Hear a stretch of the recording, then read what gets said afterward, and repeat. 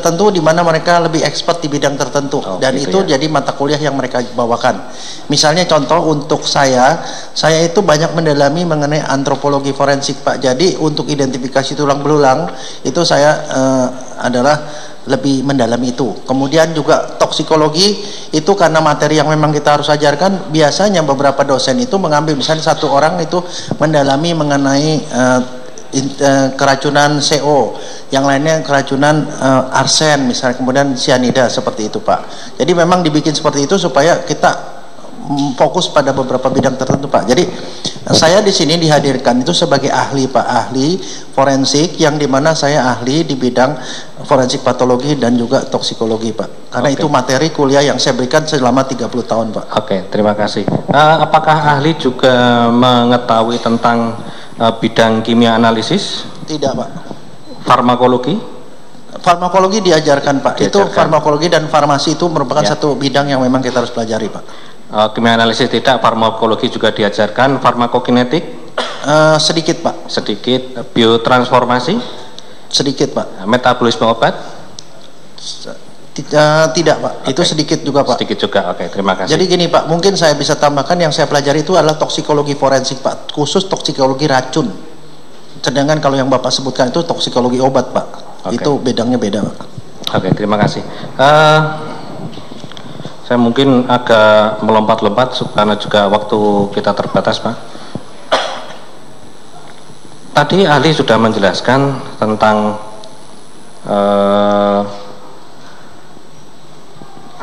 tahapan-tahapan ya dalam forensik, melakukan forensik. Tadi ahli menjelaskan sebelum melakukan forensik biasanya seorang dokter forensik akan melakukan otopsi verbal, yaitu anamnesia ya, melakukan tanya jawab kepada keluarga.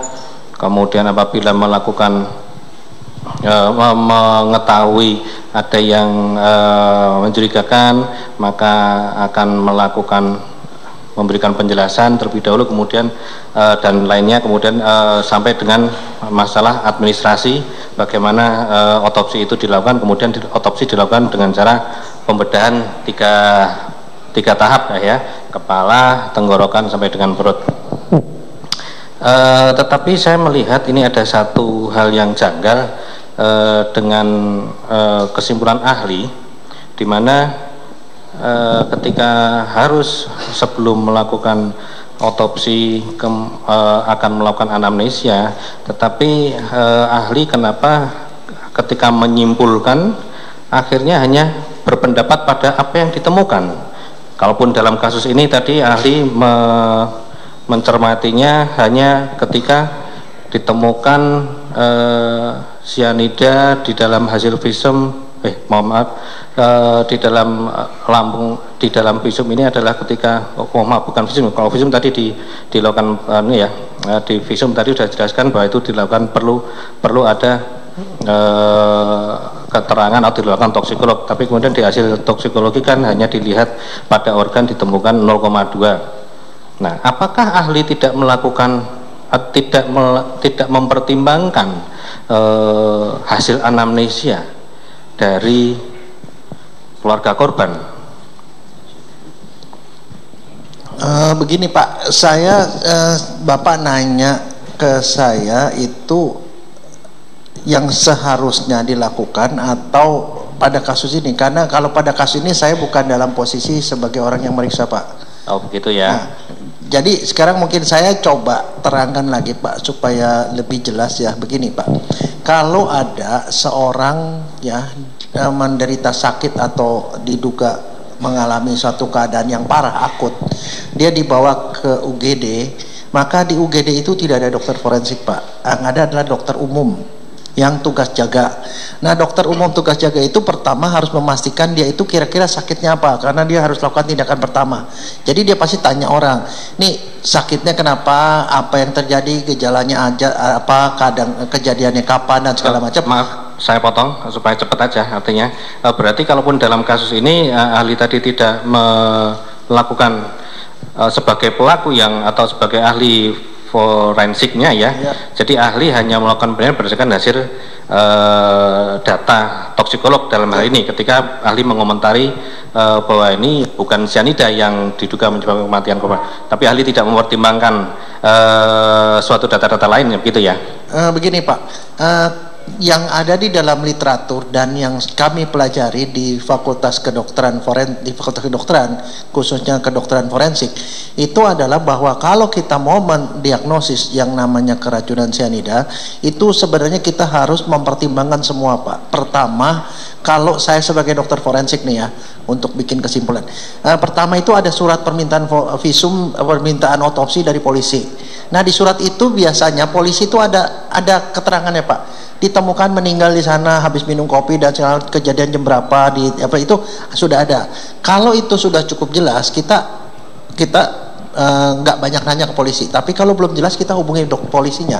Jadi anamnesis kita lakukan ke polisi. Bapak ketemunya di kapan, kondisinya gimana, ada muntah nggak segala macam, itu kita tanya ke polisi Pak.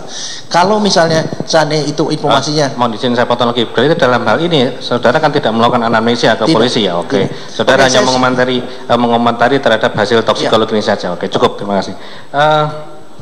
Kemudian kalaupun saudara hanya melihat berkomentar terhadap hasil toksikologi, bisa minta bantuan kepada penasihat hukum atau operator untuk melihat, memaparkan, daripada saya maju membawa berkas, memaparkan hasil toksikolog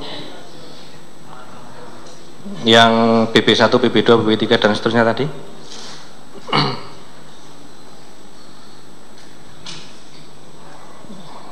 Ya, ini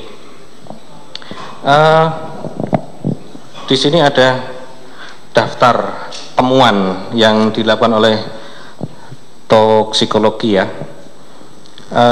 BB1 kalaupun dilihat di atas itu adalah sisa minuman yang ada di dalam gelas, BB2 itu adalah sisa minuman yang ada di dalam botol, BB3 itu minuman pembanding, BB4 ini adalah pipet yang berisi cairan, BB5 itu adalah lambung, BB6 hati atau empedu, begitu ya. BB7 mungkin hati atau empedu, saya kurang paham.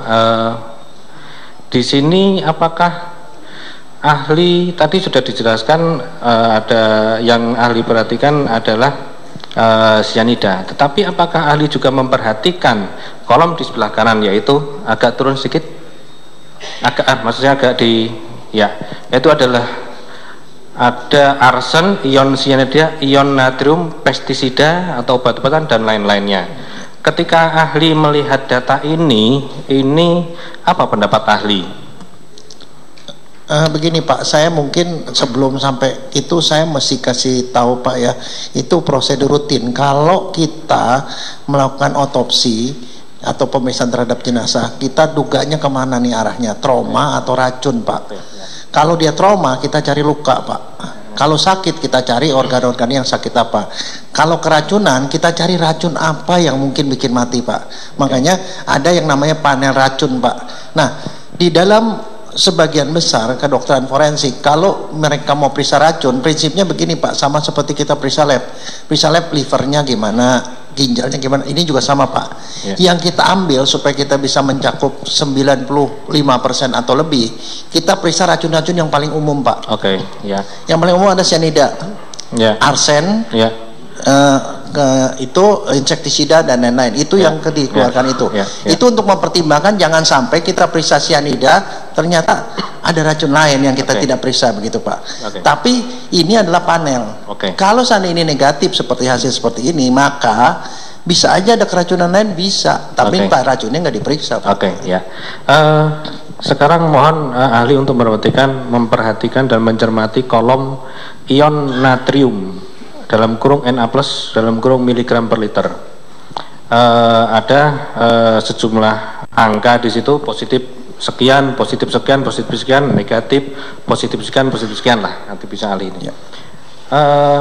Kemudian berdasarkan mohon dibawahkan lagi, keataskan, diataskan lagi, kita lihat kesimpulan dari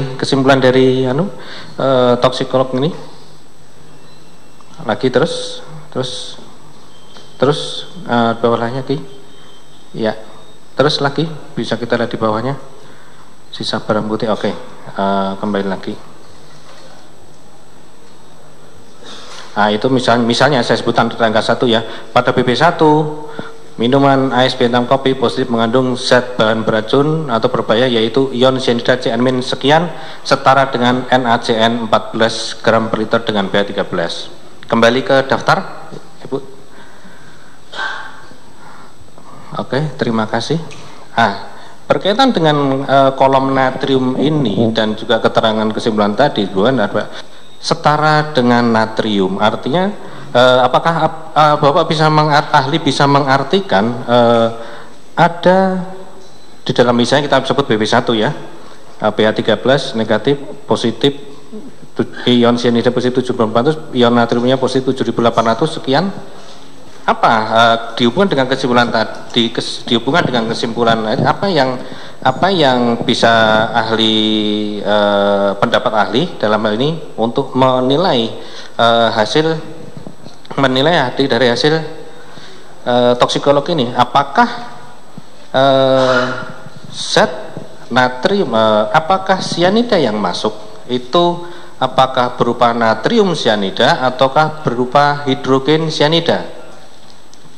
Begini Pak, ini agak rancunya begini Pak, saya cuma mau ngasih tahu satu hal Pak ya. Kalau orang keracunan cyanida tuh bentuknya itu ada 3 Pak. Satu itu adalah gas. Kalau gas yang dicarinya bukan di lambung Pak, tapi dicarinya di paru. Oh, gas dicarinya di paru ya. Kalau dia bentuknya cairan atau kapsul Pak, misalnya di kalangan mata-mata tuh sering minum kapsul cyanida, itu adanya di lambung Pak. Nah, kalau kita mau periksa adanya cyanida itu cair maupun padat itu ada 2 jenis Pak. 2 jenis yaitu KCN, kalium cyanida, sama natrium cyanida. Padat itu ya? Antara 2 itu. Nah, jadi kalau Bapak tanya HCN itu jelas enggak Pak, HCN itu adanya di paru ya. Nah, kalau yang ini kalium itu mestinya Pak, pemeriksaan lab ini kalau dia mau tahu ini cyanidanya positif misalnya, itu kalium cyanida atau natrium cyanida, itu menyangkut nanti barang bukti apa yang mesti dicari di TKP. Dengan data seperti ini, itu artinya ada positif ion cyanida dan ion natrium cyanida. Iya, kalau kemudian itu, ada disimpulkan juga setara dengan natrium cyanida. Iya, itu sebabnya Pak, karena ini bisa natrium, ada cyanidanya, ada natrium, maka itu berarti natrium cyanida. Jadi polisi nyarinya itu di TKP gitu Pak. Ketika ada natrium cyanida yang demikian banyak pada BP1, kemudian juga ada pada BP2 juga natriumnya sekian banyak juga, maka ketika kita lihat, mohon maaf bisa dinaikkan ya, terlalu banyak, masih di data, masih di bahkan ya tabelnya.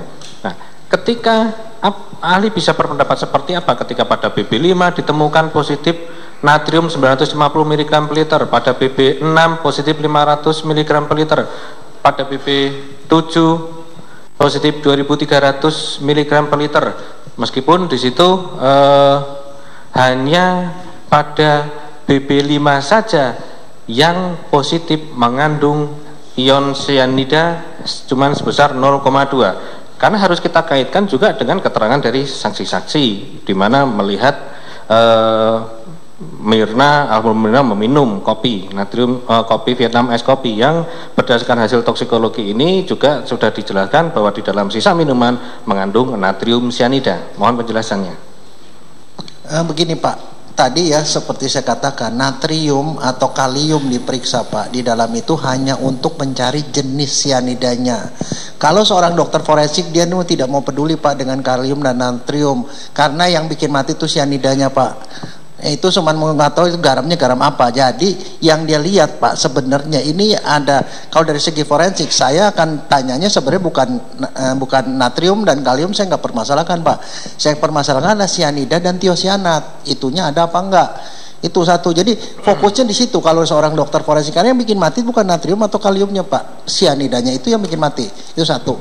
Jadi kita tidak perlu mempertimbangkan apa yang diminum sebelumnya gitu ya. Bagaimana keterangan dari keluarga ataupun orang yang melihat seperti apa, tidak perlu dipertimbangkan ya Pak? Begini ya? Pak, Bapak barangkali mesti ini, kalau seorang polisi datang ke dokter, dia tuh mau tahu sebab matinya apa Pak, itu. Sedangkan kalau Bapak bilang, ya ini di gelasnya ada itu urusan saksi mata Pak, bukan seorang ahli. Seorang ahli dokter forensik itu dia menyandang gelar dokter Pak. Dokter itu artinya dia ngomong soal manusia. Ada manusia matinya itu karena apa? Itulah yang jadi concern. Tadi kan saya sudah bilang, seandainya di sini ada baygon Pak, 1 gelas, berapapun banyaknya, kalau selama saya tidak minum dan di badan saya tidak ada, berarti saya tidak keracunan baygon Pak. Itu nggak ada hubungannya dengan tugas dokter Pak. Oke, memang perlu diketahui bahwa di visum et repertum pun tidak menjelaskan tentang penyebab kematiannya, masih harus menunggu hasil toksikolog. Dan inilah hasil toksikologi. Kemudian tentang pendapatnya dituangkan sudah dituang dalam berita acara, tadi sudah dibenarkan prosedurnya seperti apa dijelaskan oleh ahli seperti itu. Tapi komentar bagaimana pendapatnya nanti tinggal mohon majelis hakim yang menilai. Kemudian pendapat ahli ya, ada 7.400 ini ahli mengatakan itu cukup besar. Dan apabila itu memang terkandung di dalam minuman, maka ataupun ada orang yang ada di situ, maka juga akan mengalami gejala yang sama lapse ya. Yang saya tanyakan ketika ahli berpendapat seperti itu sebenarnya bentuk sianida seperti apa? Apakah bentuk sianida gas, cair, padat, garam atau apa? Karena ahli tadi setelah menjelaskan bentuk-bentuk sianida juga. Terima kasih. Begini Pak, sianida itu kalau dalam bentuk padat itu didiamkan aja itu dia akan berubah sebagian jadi HCN Pak, gas, itu bikin orang teler. Di luar negeri ya kasus keracunan orang lab itu banyak terjadi karena di dalam lab itu semua lab itu pasti ada sianida Pak, natrium sianida dan kalium sianida. Itu kalau tutupnya nggak dikunci keras-keras dan orangnya tidak tahu, dia bisa nyium, itu bisa-bisa besok paginya itu di lab itu dia bisa meninggal Pak, karena keracunan sianida dari gas. Itu gas menguap Pak. Okay. Jadi yang bikin orang keracunan tuh gasnya itu kalau dia padat. Yang kedua itu cair Pak. Kalau dia ada dalam bentuk cairan itu akan menguap sebagian. Nah tadi cairan yang saya bilang akan menguap sebagian ya? Ya, menguap sebagian, mati. Jadi maksudnya saya begini, jangan dokter dipaksa memutuskan sesuatu yang dia sendiri tidak tahu gitu loh Pak. Kalau periksa luar, dokter tidak tahu apa-apa, itunya prinsipnya, dia tidak bisa menentukan sebab mati. Jadi jangan dipaksa. Kalau mau dipaksa ya gali kubur, itu. Ya, artinya kemudian ketika memang ada, setelah dijelaskan tetap ada keberatan, apakah apakah pengambilan sampel itu bisa dibenarkan? Meskipun tadi menurut ahli itu hanya nantinya bisa dibutuhkan sebagai pemeriksaan luar saja. Begini Pak, tetap itu ada nilainya Pak. Cuma nanti tetap aja kalau dibilang kalau menurut dokter matinya apa, ya kita tidak tahu juga gitu loh Pak. Itu aja. Seandainya misalnya sianida positif, seandainya misalnya positif dan kadarnya cukup. Kalau ditanya matinya sianida, iya belum tentu, bisa aja berbarengan dengan sianida ternyata dia serangan jantung dulu misalnya. Kita tidak tahu Pak. Jadi, nah sekarang ada usaha-usaha di luar. Bagaimana kalau seandainya otopsi tidak dilakukan dan kemudian kita cari usaha lain? Itu memang ada Pak, yang namanya virtual otopsi Pak. Pakai CT scan, MRI segala macam yang sekarang sudah berkembang di dunia forensik. Itu yang terbaru. Tetapi itu hanya dipakai untuk kasus trauma. Misalnya orang patah tulang, di dalamnya ada perdarahan, itu pakai CT scan, MRI bisa Pak. Tapi kalau racun tidak bisa, karena waktu periksa racun dokter itu ada hal lain yang nggak bisa dilihat dengan gambar Pak, yaitu bau dan warna Pak. Kalau misalnya pakai CT scan kita tidak tahu warna lambungnya tuh merah, hitam, biru dan segala macam, kita tidak tahu Pak. Dan bau juga tidak. Dan satu lagi Pak, kalau dokter otopsi dia menyentuh organnya, jadi dia tahu apa organnya keras, organnya lembek dan segala macam. Itu menentukan juga diagnosis. Jadi dokter itu ngomong, dia membantu sejauh dia yakin Pak. Kalau dia tidak yakin, dia tidak akan bikin sebab itu. Jadi kalau saya sendiri pribadi, kalau saya diminta untuk itu, saya akan ingatkan kembali penyidiknya, Pak begini mah percuma, Bapak ambil sampel juga diperiksa positif atau negatif, tetap aja saya tidak bisa menentukan. Kalau saya akan mendorong polisinya pada kasus itu untuk melakukan otopsi full, karena dengan demikian kasus selesai Pak. Oke, ya, terima kasih. Mungkin terakhir dari saya, nanti mungkin dilanjutkan teman-teman saya. Tadi ahli sudah menjelaskan juga tentang bagaimana ketika cairan sianida itu masuk melalui mulut ya, kemudian sampai kepada perut, kemudian akhirnya tadi ahli menjelaskan terserap oleh darah, bahkan kemudian ahli tadi bagaimana reaksinya dengan oksigen, bahwa sampai dengan ahli tadi mengilustrasikan, menganalogikan dengan ibaratnya membawa truk, membawa barang tapi tidak bisa bongkar muat terhadap kaitannya dengan dengan oksigen. Nah, pertanyaan saya, sampai seberapa cepat itu efek tidak terbawanya, atau begini, atau tidak dapat berfungsinya atau bergunanya oksigen itu di dalam organ tubuh? Begini Pak, kalau dari literatur Pak itu ada dua Pak mengenai cyanida. Pertama, dia bentuknya gas atau bentuknya itu cairan atau padat ya. Kalau gas itu dia dalam berapa detik langsung meninggal Pak. Dan kita harus berterima kasih bahwa yang namanya cyanida itu percobaan utamanya dilakukan oleh orang-orang Jerman Pak. Orang-orang Jerman yang melakukan itu kamar gas pada waktu Perang Dunia Kedua. Itu merupakan satu sejarah gelap Pak dalam dunia kedokteran, karena di mana itu dipakai untuk membunuh orang Pak. Tapi dari situ keluarlah banyak ilmu Pak, banyak ilmu segala macam, apa efek gas terhadap orang, gas cyanida terhadap orang, itu satu Pak. Yang kedua, kalau misalnya dia itu bentuknya cairan ya, cairan itu biasanya efeknya beberapa menit Pak, tidak segera. Jadi dia bisa makan waktu 5 menit, 10 menit, 20 menit itu bisa Pak, tergantung kadarnya berapa banyak. Tergantung kadar berapa kadarnya. Banyak ya. Tapi kalau dia makannya dalam bentuk padat Pak, itu memang sudah di-prepare sebelumnya, itu dimasukin dalam kapsul, isi kapsulnya 150 sampai 250 mg Pak. Itu dia taruh di kantong. Jadi kalau saya tuh spy, misalnya saya diinterogasi, daripada saya buka rahasia negara, saya kemut, itu langsung saya meninggal seketika itu juga Pak. Itu setahu Bapak, dari detail yang Bapak baca sampai berapa kapsul itu tadi? 150 sampai 250 Pak. Itu lethal dose, artinya kalau dimakan langsung mati Pak, itu segitu. Dari literatur yang Bapak baca, bentuk padat itu biasanya apa Pak? Itu NaCN dan KCN Pak, tapi lebih banyak KCN Pak. Lebih banyak KCN ya? Ya, KCN itu hampir semua lab ada, tapi NaCN itu lebih jarang Pak. Oke. Dilanjutkan lagi Pak, jadi gimana kalaupun bentuk padat itu juga cepat? Kalau juga, bentuk ya? padat itu cuma dikemut aja Pak, langsung larut, langsung meninggal Pak seketika itu juga iya. Pak. Nah makanya itu penyebab meninggalnya tadi itu kan karena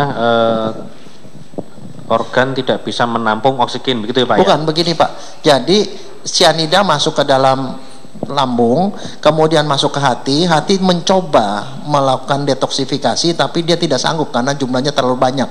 Nah, cyanida yang kebanyakan itu dia akan lari, dia akan mengikat enzim pernapasan Pak, namanya sitokrom oksidase A3. Nah, sitokrom itu adalah enzim yang bisa yang fungsinya melepaskan oksigen oleh Hb. Kan kita tahu Hb itu mengangkut oksigen. Hb ditambah O2 jadi HbO2 di dalam paru, itu dibawa ke jaringan. Kemudian HbO2-nya itu dilepas supaya oksigennya itu dipakai oleh jaringan. Nah, enzim yang melepas itu yang dihambat oleh cyanida, Pak. Nah, karena itu maka pada orang keracunan cyanida, enzim itu tidak bekerja, maka Hb itu bawa banyak oksigen, tetapi oksigennya tidak bisa dipakai. Jadi orang itu seperti kayak tikus ada di dalam lumbung, mati kelaparan Pak, seperti itu. Jadi HbO2-nya tinggi, artinya oksigennya tinggi, tapi nggak bisa, dia kekurangan oksigen. Itu sebabnya salah satu gejala utama dari orang yang keracunan cyanida adalah merah terang itu Pak. Merah terang karena kenapa? Oksigennya banyak, tapi dia kekurangan oksigen gitu loh. Tapi itu hanya di hati saja ya? Atau di seluruh organ tubuh Pak, sitokrom oksidase itu ada di seluruh tubuh Pak. Seluruh tubuh kita perlu oksigen, dan karena CN-nya berlebih dan dia ada di mana-mana, maka terhambat semua oksigen di seluruh tubuh. Tapi yang bikin orang mati Pak, itu adalah otak dan jantung. Yang bikin orang mati adalah otak dan jantung. Karena kenapa dua organ itu adalah organ yang paling membutuhkan oksigen. Kita tahu kalau kita tahan napas 5 menit aja kita pasti mati Pak. Jadi otak itu banyak oksigen di situ, tapi dia nggak bisa pakai akhirnya. Nah, itu yang akan terkena di otak itu adalah daerah itu corpus callosum dan substantia nigra Pak. Ada satu bagian otak di bagian tengah itu yang kekurangan oksigen. Kalau otak itu mati, kemudian apakah otak atau jantung, yang saya pertanyakan adalah otaknya ya. Ketika otak mati, apakah fungsi tubuh juga masih tetap berjalan? Begini Pak, kalau teorinya itu kita punya 3 organ vital Pak. bukan alat vital Pak ya, itu beda Pak kalau itu Pak. Ya, organ vital itu adalah 3 Pak, otak, jantung, dan paru. Otak itu CPU-nya Pak. Otak CPU-nya. Jadi yang mengatur semua. Paru itu yang memasuk oksigen, sedangkan jantung itu yang menyebarkan oksigen ke seluruh tubuh. Nah, kalau salah satu aja mati, pasti yang lainnya mati Pak. Itu. Jadi kalau otaknya itu dia mati, kekurangan oksigen dia mati, otomatis nanti jantung dan parunya juga ikut mati Pak.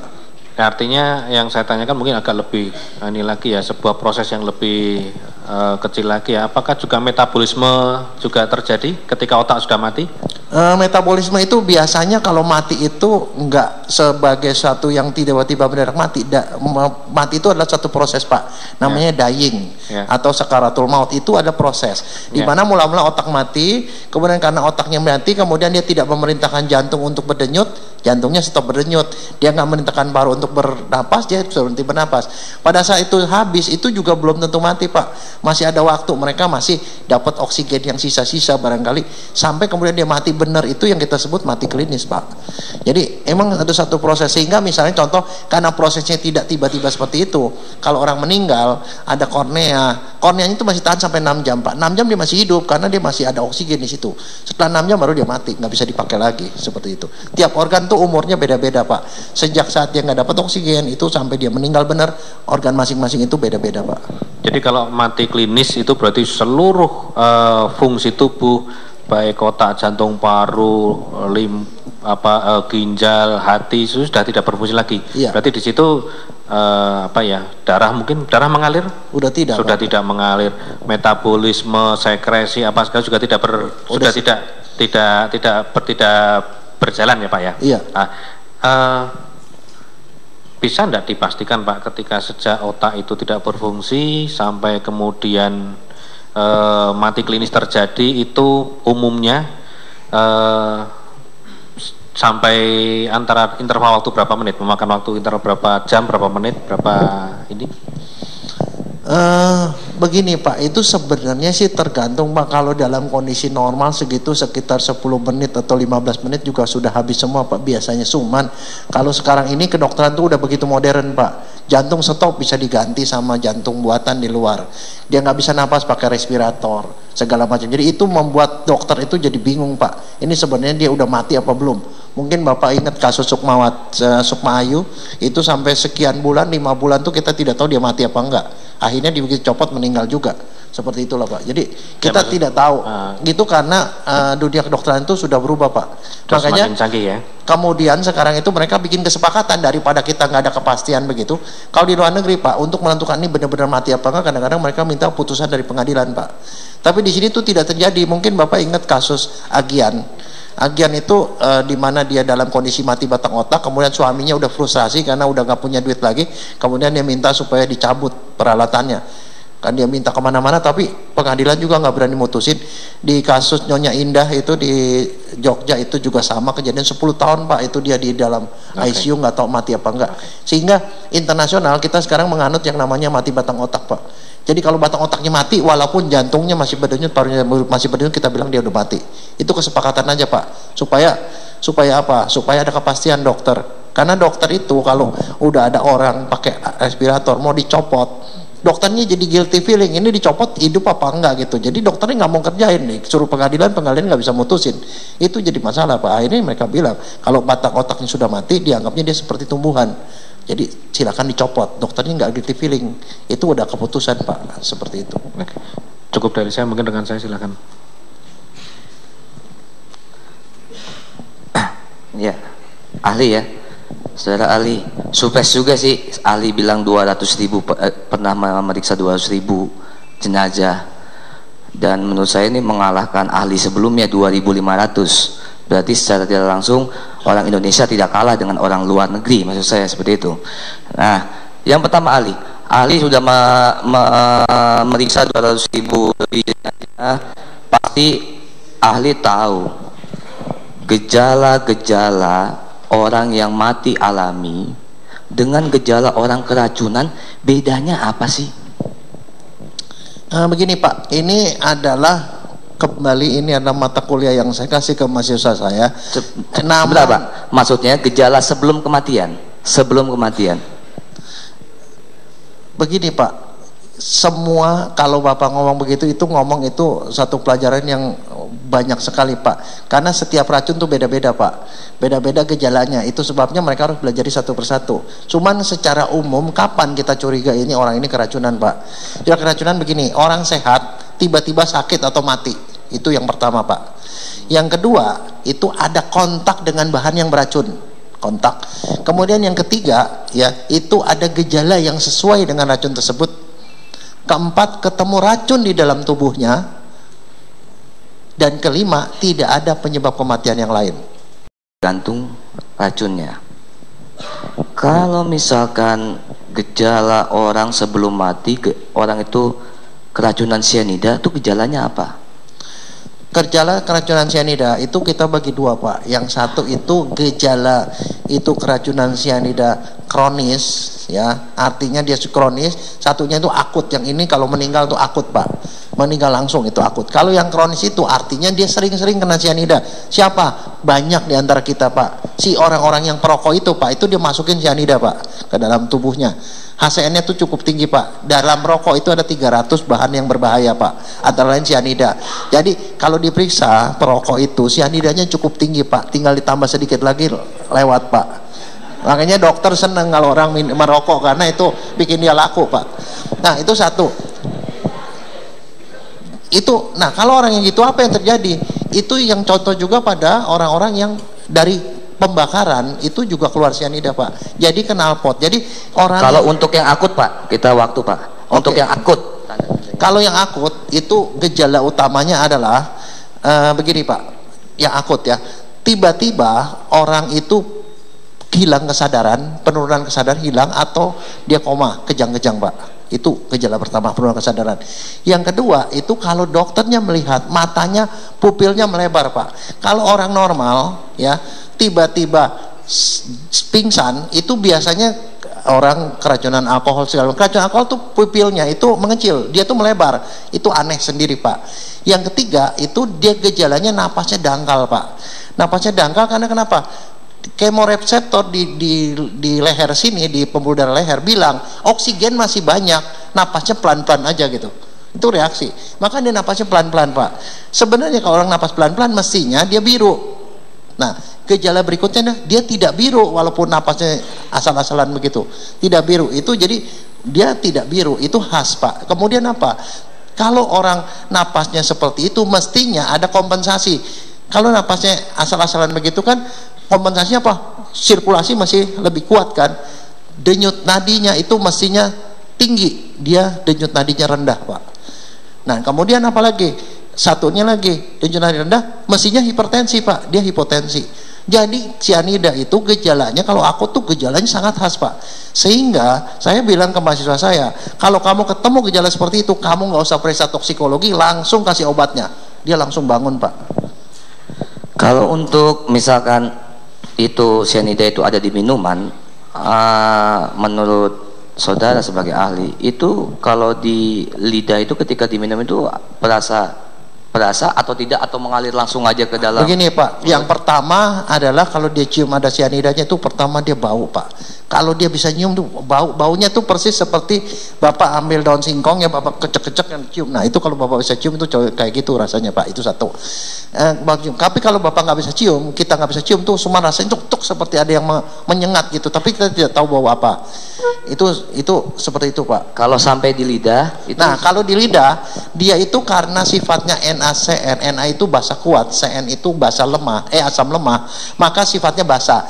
Rasanya itu getir pahit Pak, seperti mencicipi sabun. Seperti mencicipi sabun Pak. Kalau mau coba bisa Pak. Saya ada banyak Pak di lab Pak. Sudah dilihat percobaannya Pak? Iya Pak, di itu sini. Ya. Ya. Nah, selanjutnya Pak, kalau misalkan orang minum racun atau mengkonsumsi yang bahan yang ada racunnya lewat oral ya, itu kan pasti kan yang Bapak tadi tunjukkan lambungnya dulu ya. Itu pasti semua racun itu yang dikonsumsi pasti ada di lambung. Iya Pak, lewat situ Pak, nggak bisa pasti ada kan di lambung. Kalau tidak ada di lambung, berarti dia tidak mungkin mengkonsumsi racun seperti itu. Begini Pak, sebenarnya begini, kita jangan lihat itu sepotong-sepotong. Saya pernah dapetin kasus supaya orang tidak, yang saya hanya pengen tanya, kalau misalkan orang mengkonsumsi racun, ya, racun apa aja, pasti di lambung ditemukan racun kan itu? Ditemukan racun asal tidak lewat dari 6 jam Pak. Karena begini, ada masa namanya pengosongan lambung. Barang yang masuk ke lambung itu dia nongkrong di situ 6 jam Pak. Terus kemudian dia baru keluar ke usus. Jadi kalau lewat 6 jam itu bisa aja tidak ada di lambung tapi ada di usus halus. Kalau lebih lama lagi di usus besar. Tapi itu hanya terjadi pada racun-racun yang tidak sangat beracun Pak. Kalau cyanida nggak begitu. Tapi kalau yang mengakibatkan kematian, khusus untuk racun yang mengakibatkan kematian, racun akut, kematiannya akut itu, tapi semua racun itu pasti ditemukan di lambung. Ada sisanya Pak. Pasti ada ya. Pernah saya dapetin satu kasus dia udah lewat Pak. Itu kasus keracunan baygon, di mana di lambungnya tidak ada, dia udah turun semua sampai ke usus halus. Itu sebabnya kalau kita tidak periksa sampai ke dalam-dalamnya semua, kita tidak tahu. Pada kasus itu kasusnya tuh hampir miss Pak. Hampir miss karena kenapa? Dia periksa isi lambungnya doang, hasilnya negatif. Pada waktu itu saya dipanggil untuk otopsi di Palangkaraya. Begitu di Palangkaraya saya kaget karena ternyata dokternya juga sama. Dia cuma ngambil isi lambungnya itu diperiksa di puslap 4. Diperiksa cuma isi lambungnya hasilnya negatif. Makanya terus dia bingung matinya apa. Padahal fakta-fakta itu katanya minum baygon. Saya datang sana untuk otopsi. Begitu otopsi saya lihatin loh kenapa organnya kagak diperiksa. Saya periksa ternyata baygonnya itu ada di usus halus dan usus besar Pak. Udah turun ke bawah karena dia tidak terlalu beracun. Jadi sempat lama dia hidup. Kalau udah sampai ke situ Pak udah lewat 6 jam Pak. Ya. Kalau Anda sebagai ahli, ketika ada mayat datang ke tempat saudara, terus kan saudara kan tanya kepada orang ya, penyidiknya atau orangnya, ini sebabnya apa?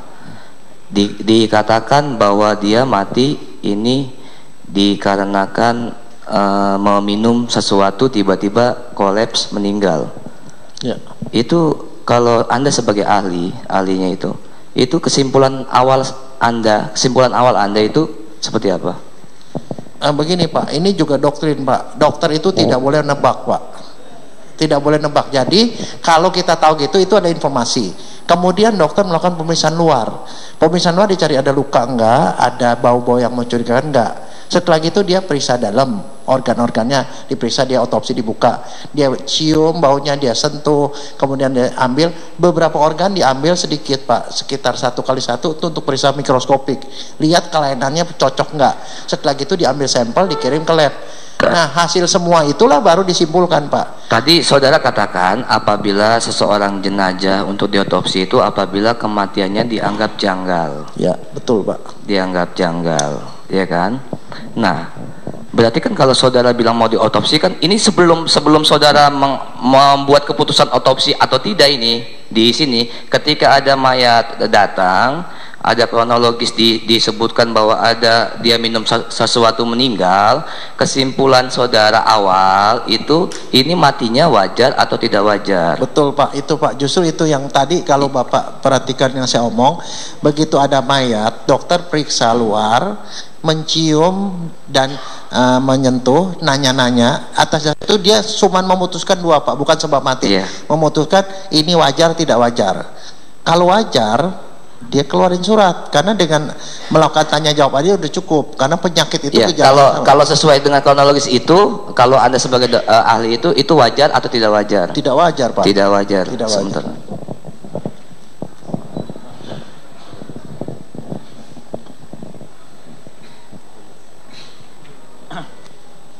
Saya lanjutkan, saudara saksi dalam menerima data-data dari penasihat hukum itu apa saja?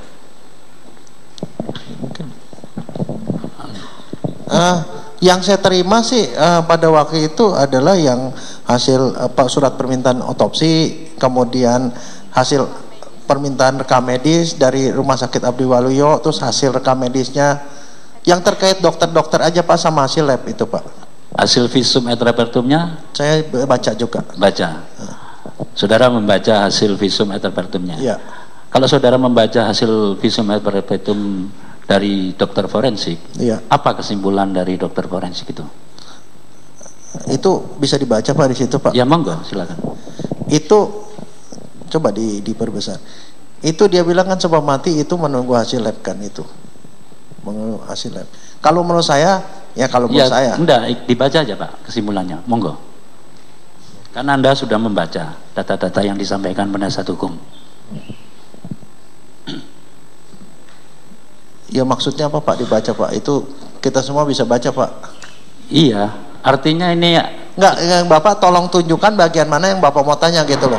lah ya, kan di kesimpulannya baca. Kalau Anda membaca kesimpulannya tolong dibaca.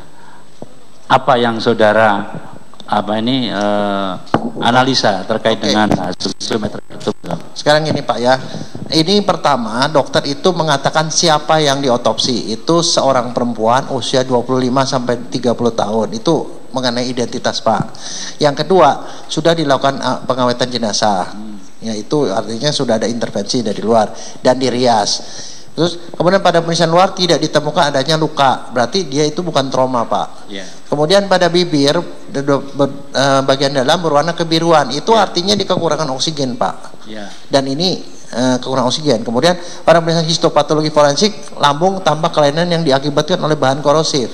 Yeah. Terus sebab kematian orang ini adalah menunggu hasil lab forensik.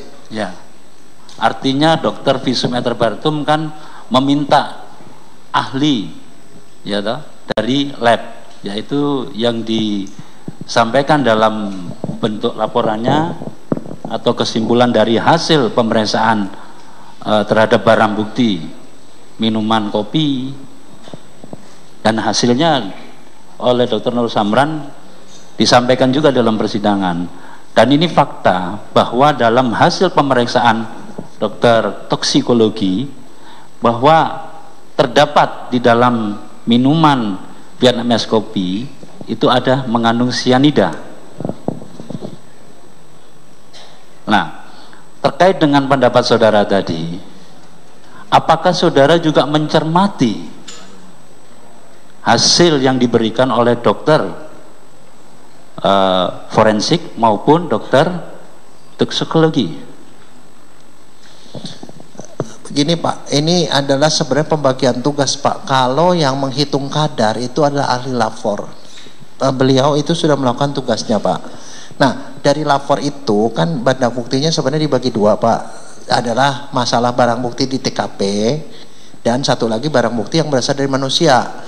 Yang dari manusia itu adalah suman isi lambung dari Abdi Waluyo yang satu speed itu 0,1, kemudian lambung, kemudian itu hati.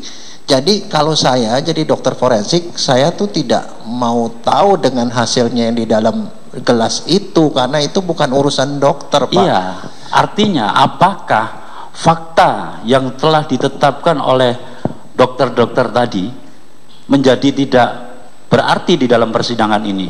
Nah itu justru kalau Bapak mau nanya gini, saya justru bisa balik Pak, balik ke bukti ya, tadi okay. Pak. Apa tanggapan saudara? Ke hasil itu bukan visum. Justru saya baliknya ke sini Pak. Tadi ya Pak ya, ini sebenarnya kembali ke diagnosis tadi Pak. Diagnosis dokter itu satu itu ya, ada orang sehat tiba-tiba meninggal. Ini cirinya Pak. Kontak itu adalah tugas penyidik Pak. Apakah dia minum apa enggak, itu tugas penyidik, bukan tugas dokter Pak. Kemudian ada gejala yang sesuai. Nah gejala yang sesuai itu kalau orangnya udah mati kita nggak bisa lihat, kecuali adalah temuan otopsi Pak. Nah kemudian adanya racun di dalam tubuh. Nah kemudian baru itu tidak ada sebab mati lain. Nah dari situ kita bisa lihat Pak. Pertama nih ya, kalau kita ngomong soal gejalanya kita nggak lihat matinya, kita lihat cuma mayatnya. Kita lihat bibir bagian dalam berwarna kebiruan, pada sianida mestinya merah Pak, bukan biru Pak. Satu. Kedua, kalau mau kosa Tunggu dulu, kalau Bapak berbeda dengan hasil dokter yang sudah melakukan terhadap jasad maupun mayat Mirna pada saat itu, ya toh, Apakah saudara juga bisa berpendapat, sedangkan saudara tidak melakukan? Bukan, Pak. Saya tidak berpendapat, Pak. Gini, Pak, kesesuaian. Jadi gini loh, Pak. Kalau misalnya itu... Nah, tunggu dulu. Kalau masalah kesesuaian, apakah saudara juga disampaikan data-data terkait dengan kejadian peristiwa tindak pidana ini? Tidak, Pak. Diceritakan nggak oleh... disampaikan nggak data-data itu oleh penasihat hukum? Begini, Pak. Saudara nggak bisa berasumsi seperti itu pendapat saudara. Pak, begini Pak, ini ya, Bapak salah. Loh, kenapa salah? Saya tidak salah, Pak. Saya di sini jaksa penuntut umum. Bapak jangan sembarangan ngomong. Begini Pak, saya mau nerangkan dari segi kita, Pak. Nah, iya, itu asumsi, itu pendapat saudara. Artinya kalau itu pendapat saudara, tentunya dari hasil uji yang saudara lakukan, saudara sampaikan. Memang kan ini ahli kan diminta untuk pendapatnya, Pak. Iya, tapi ya, ini berasumsi. Lah, ya, saudara menguji atau tidak? Kalau di hasil dokter visum et repertum bahwa itu ada gejala kebiruan, kok saudara mengatakan kemerahan? Apa? Loh, bukan. Terhadap jasad siapa itu? Ya itu pendapatnya ahli. Loh, keberatan yang mulia. Kok Pak ini berpendapat apa? Biarkan dong. Itu kan dia mendapatkan data dari Anda. Semua diam. Loh, itu hasil visum nggak bisa terbantahkan. Ya. Bisa saya ngomong sebentar, Pak Hakim? Saya ngomongnya begini, Pak. Dokter kalau menafsirkan visum hasil pemeriksaan orang, kita anggap ini benar, Pak. Jadi artinya benar, bibirnya kebiruan, Pak. Benar, ketemu misalnya di lambungnya erosif, ada ulceratif, segala macam, itu benar, Pak. Cuman kan sekarang itu saya dimintakan pendapatnya, apakah ini cocok nggak dengan cyanida? Itu loh, saya ngomongnya dari segi ilmu, Pak. Nah, itu lain lagi. Itu lain lagi. Penonton supaya tenang. Itu lain lagi. Tenang. Saudara ahli kalau bicara cyanida itu juga nanti ada ahlinya di sini yang sudah memeriksa barang bukti itu. Lah kalau Anda berbeda, apakah Anda juga melakukan terhadap barang bukti yang sama sehingga Anda berbeda?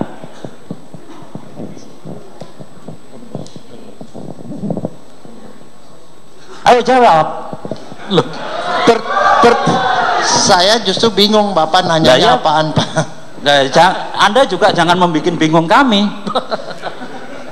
Ya. Silakan jawab. Begini ya. Jadi ya, coba tenang ya, semua tenang. Kalau nggak tenang kita skor. Ya.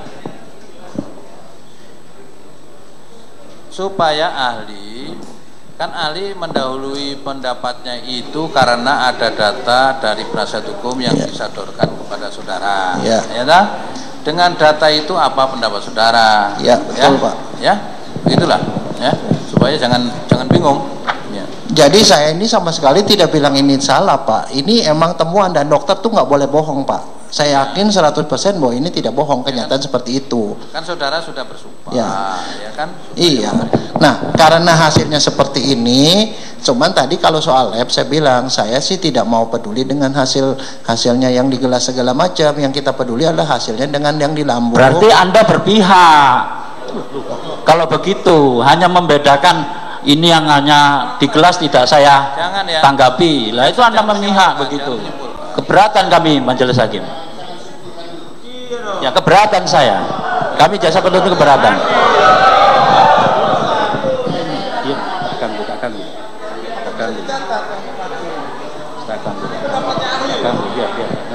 Sudah, semua tenang ya, semua tenang. Anda jangan protes ke saya melalui majelis hakim. Ya, makan waktu. Pertengkaran ini makan waktu, ya. Silakan. Lagi apa yang ditanya? Saya ganggu. Silakan penuntut umum, apa yang ditanya lagi? Ya itu tadi saya sampaikan biruan, tapi Anda mengatakan kemerahan. Dasarnya apa? Saudara tidak melakukan otopsi terhadap jasad itu. Saudara menyimpulkan. Bapak begini, Pak, Bapak salah sangka, Pak. Saya nggak mau memaksa dia jadi merah terang, Pak. Saya ini ngomong teorinya, kalau cyanida seperti ini, kalau datanya seperti ini tidak cocok, Pak. Itu loh. Berarti Anda. Kita sidang skor saja kalau. Tunggu dulu, berarti Anda keluar saja ya. Ya. Kalau penonton masih ribut, kita skor, penonton keluar, baru sidang kita lanjutkan. Ya. Kita bukan tontonan yang harus disorakin. Ya. Silakan lanjutkan. Saudara ahli, tadi saya sangat keberatan kalau ahli mengatakan bahwa tidak melakukan otopsi, ya toh. Padahal ahli di situ tadi menyampaikan di awal bahwa ahli juga mengamati sebelum mengemelming, ya toh. Apakah ahli juga menanyakan ke keluarga sebelum mengemelming? Tahu ada keberatan dari keluarga? Tahu Pak. Tahu. Apalagi yang saudara tahu? Dia keberatan, dia meninggal karena sehabis minum kopi mendadak meninggal. Oke. Itu aja Pak. Ya. Dan sudah ada polisi di situ Pak. Nah, perkembangan lebih lanjut setelah itu penyidikan dilaksanakan. Kan itu penyidik telah menemukan dari beberapa barang bukti. Kemudian dimintakan kepada rumah sakit untuk melakukan otopsi. Nah, kesimpulan dokter melalui visum et repertumnya ditindaklanjuti untuk mengetahui racun apa yang masuk dalam tubuh korban. Maka itu ada ahli toksikologi, dan ahli toksikologi secara tegas dan menyatakan bahwa barang bukti yang tidak terbantahkan tadi mengandung sianida. Berdasarkan saksi fakta-fakta yang ada di Olivier, bahwa kopi itu berasal dari yang dipesan oleh terdakwa untuk Mirna, dan itu diminum, dan kemudian di dalam lambung ditemukan ada sedikit, dan itu disimpulkan juga di dalam hasil visum et repertum. Pada korban ditemukan kelainan pada lambung yang rupa adanya pendarahan pada mukosa lambung disertai erosi yang menurut dokter ahli patologi anatomi dapat diakibatkan oleh bahan yang bersifat korosif. Korosif yang terjadi pada lambung sangat berat karena hampir seluruh permukaan dinding lambung mengalami korosif. Nah, dari hasil toksikologi menyatakan bahwa kopi yang diminum korban Mirna adalah bersianida. Nah, sedangkan ahli mengatakan bahwa kopi yang ada dalam hasil pemeriksaan itu juga terdeteksi adanya kafein, bukan hanya sianida aja. Lah, artinya di situ ada kesesuaian. Ada kesesuaian. Itu kan kesimpulan. Lah, ini memang kesimpulan. Ini pertanyaan aja. Lah, nanti pertanyaannya, apakah menurut pendapat ahli setelah menerima data-data itu juga membaca dan menganalisa, pendapat saudara seperti apa?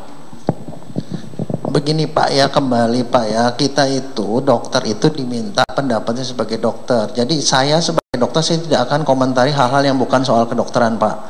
Itu kesalahan banyak ahli di sini, seringkali dia ngomong itu sesuatu yang bukan bidangnya Pak. Nah, mengenai sianida di dalam gelas itu adalah penyidik yang harus menghubungkannya itu dengan si korban. Tapi saya sebagai dokter forensik saya tidak punya kepentingan itu Pak. Kepentingan saya diminta penyidik ya, dokter ini juga diminta penyidik itu untuk menentukan sebab mati. Kalau untuk sianida, seorang dikatakan meninggal karena sianida kalau ketemu sianida yang cukup banyak di dalam lambung dan di livernya itu ada sianida dan tiosianat. Itu kita ngomong soal sianida. Kalau tidak ya tidak. Bapak nanya sama seluruh dokter forensik sedunia juga ngomongnya sama Pak. Itu doktrin Pak. Nah, hubungannya dengan sianida apa? Menurut pendapat ahli. Begini Pak, dari data-data yang disampaikan itu. Saya kembali ngomong ke sini Pak ya. Yang concern saya ini adalah barang bukti yang berasal dari lambung. Dari lambung di Rumah Sakit Abdi Waluyo, lambung yang diambil oleh dokter yang otopsi dan hati Pak. Itu dari situ itu tidak menunjukkan ada sianida yang masuk, itu aja Pak. Dan tidak ada yang di metabolisme. Nah, apakah di lambung juga ada kafein? Pak, kafein nggak bikin mati Pak, ada nggak ada? Enggak, ada nggak di lambung? Pertanyaannya, apakah di lambung juga ada kafein? Ada Pak. Nah ya, ada.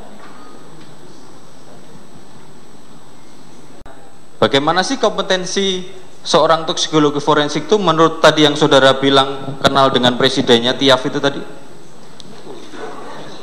Pak, itu kan pengetahuan umum sebagai seorang toksikologi forensik. Saya pikir toksikologi forensik pasti tahu, sama seperti ketika kita seorang ahli hukum tanya tentang KUHP pasti tahu. Nggak ada hubungannya Pak. Loh, ada hubungannya karena umumnya saudara tidak tahu, kami kan juga menyaksikan keahlian saudara. Nah, gimana saudara bisa melihat bahwa analisa kimia sementara saudara tidak menguasai analisis kimia? Ini aja. Sekarang jaksa bertanya kepada ahli, kalau ahli bisa menjawab dijawab, kalau ahli tidak. Ya, sekarang gitu. Apakah saudara bisa menjawab kompetensi seorang forensik, toksikologi forensik seperti yang di guidelines Tiaf? Enggak ada hubungannya Pak. Nih, ya? Saya kasih unjuk Pak. Bukan, saya maksudnya saya tanya. Bapak itu saya tanya. Kan dijawab aja, tinggal dijawab aja.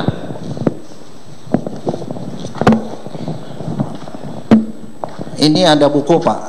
Buku salah satu textbook yang saya bawa Pak. Saya nggak tanya buku Pak. Enggak. Saya tanya apakah Bapak tahu. Itu aja, jawab kalau tahu, kalau enggak gitu. Nggak bisa begitu Pak. Loh. Dokter itu nggak bisa jawab seperti itu. Bapak memaksa saya untuk ngomong itu. Saya cuma ngomong begini Pak ya, yang namanya toksikologi forensik. Supaya jaksa tanya, ahli menjawab, tidak usah berdebat ya. Silakan. Begini Pak. Silakan Pak. Jawab aja seperti sampaikan majelis. Seorang dokter forensik itu dalam pendidikannya itu dia punya SKS Pak. SKS-nya itu ada tentang traumatologi, toksikologi. Toksikologinya itu ada khusus toksikologi forensik, tapi bukan toksikologi forensik laboratorium Pak. Dia khusus untuk kalau pada jenazah tuh efeknya seperti apa. Kalau ada hasil lab dari orang lab itu dia menafsirkannya seperti apa. Karena kenapa? Seorang dokter forensik dari hasil lab, hasil pemeriksaan ahli toksikologi forensik itu dia harus membuat kesimpulan terhadap visum untuk menentukan sebab mati. Jadi fokusnya dokter ada sebab mati Pak.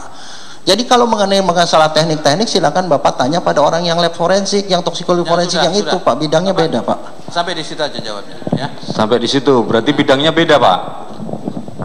Saudara ahli, bedanya beda, makanya yang saya ngomong itu ada toksikologi ya, itu forensik saja. ada Yang mayat, jelas Pak. Saya tanya bidangnya beda. Ya. Karena sesuai guidelines dari Tiaf tadi, toksikologi forensik yang dijelaskan di sini toksikologi forensik, ya, itu salah satunya adalah penguasaan kimia analisis, yaitu penguasaan pengoperasian instrumen analisis, preparasi sampel, penyiapan prosedur itu analisis. adalah kesimpulan penuntut umum. Kami hanya menyampaikan, ditanya aja ahlinya. Tadi Jangan disimpulkan. Tadi ditanya, tidak tahu. Anda bilang beda, kan dia sendiri sudah menjelaskan apa adanya. Kenapa mutar-mutar? Tanya aja poinnya apa. Lu bukan, kami hanya menyampaikan bahwa yang bersangkutan katanya kenal, ya, bahkan dengan presidennya. Kenapa ada urusannya dengan presiden? Ini pertanyaan kita, ini kan waktu kita nggak sempit, jangan muter-muter dong. Lu bukan muter-muter, kalau umpamanya keahliannya khusus, keahlian khusus dipertanyakan. Supaya diam semua diam ya. Apakah jaksa masih ada pertanyaan kepada ahli tentang yang dikuasai oleh ahli? Karena tadi ahli, saya sebenarnya pengen nanya tentang toksikologi, karena ahli tadi sudah menyampaikan bahwa tidak menguasai kimia analisis. Saya serahkan ke rekan saya. Sama aja. Cukup, itu aja. Ya, saudara ahli, saya lanjutkan ya. Udah habis waktunya ajak saya. Waduh. Ya. Izin. Tapi waktunya udah habis. Silakan, 5 menit. Ya, silakan. Wah. Baik, saudara ahli. Izin yang mulia, kalau waktunya 5 menit kayaknya nggak cukup, jadi saya minta kelonggaran. Baik, saudara ahli, tadi Anda sudah ditanyakan sebelumnya data yang Anda terima, tapi Anda tidak menjelaskan secara detail karena itu menyangkut kesimpulan, ya kan? Data yang Anda terima itu menyangkut kesimpulan Anda yang menyatakan bahwa tadi mati korban bukan karena sianida. Betul demikian? Iya Pak. Baik, kalau kayak gitu saya minta detailnya, data apa saja, biar nanti kita bisa compare dengan data-data lain. Begini Pak ya, kembali ke tadi, kalau saya bilang kalau seorang dokter forensik kalau mau bilang seorang, bukan, ini waktu terbatas, jadi saya minta datanya saja. Anda ya, juga fokus ya. Enggak terus hasil toksikologi.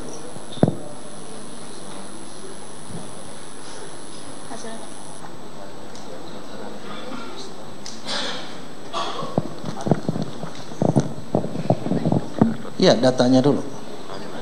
Permintaan rekam medis, Pak. Enggak yang ini. Bapak minta saya menafsirkan hasil lab ini. Bukan, data yang Anda terima dari pihak pengacara itu apa saja yang minta dianalisa itu sampai Anda ada kesimpulan. Itu loh. Kan sudah ditayangkan tadi. Bukan, saya minta dari dia, Pak. Ya. Ini waktu juga terbatas dan Anda juga harus fokus. Oke, sekarang gini Pak, ini dari hasil pemeriksaan dokter waktu otopsi, ya, itu lihat deh, coba hasil bukan hasil visum. Satu visum ya? Ya. Udah langsung satu visum. Visumnya siapa? Ya visum kan cuma visum Mirna. Ya. Ya, udah. Terus? Ya, visumnya enggak, visumnya dulu. Dia minta itu Pak, bahan-bahan yang dikasih ke Bapak. Apa aja gitu. Ya ini visum. Anda itu tahu nggak sih apa yang Anda analisa? Surat permohonan. Anda bawa datanya nggak? Anda bawa datanya Saya nggak? minta supaya kita menghormati ahli. Oh, tidak seperti itu. Jangan main bentak-bentak begitu, tak sopan itu. Bukan seperti itu, Pak. Sekarang jangan tunjuk tangan dulu yang di belakang ya. Ya, udah. Sekarang gini, Pak, Bapak bawa data tidak yang Bapak analisa itu? Tidak. Tidak bawa data. Anda ingat tidak apa yang Anda analisa? Ada di situ. Semua saya nggak nanya pengacara. Saya tidak nanya pengacara ya. Tolong hargai saya juga. Saya menghargai Anda. Hormati saksi saya. Saya menghargai Anda menghargai saya. Supaya tertib ya. Atau kita skor dulu ya. Yang mulia. Saya minta nggak boleh minta-minta ya. Sudahlah, Anda itu bertanya saja tidak pernah kok. Skor dulu. Nanti jam 7 kita sambung lagi. Ya. Jam 19 kita sambung lagi ya. Skor. Pengajuan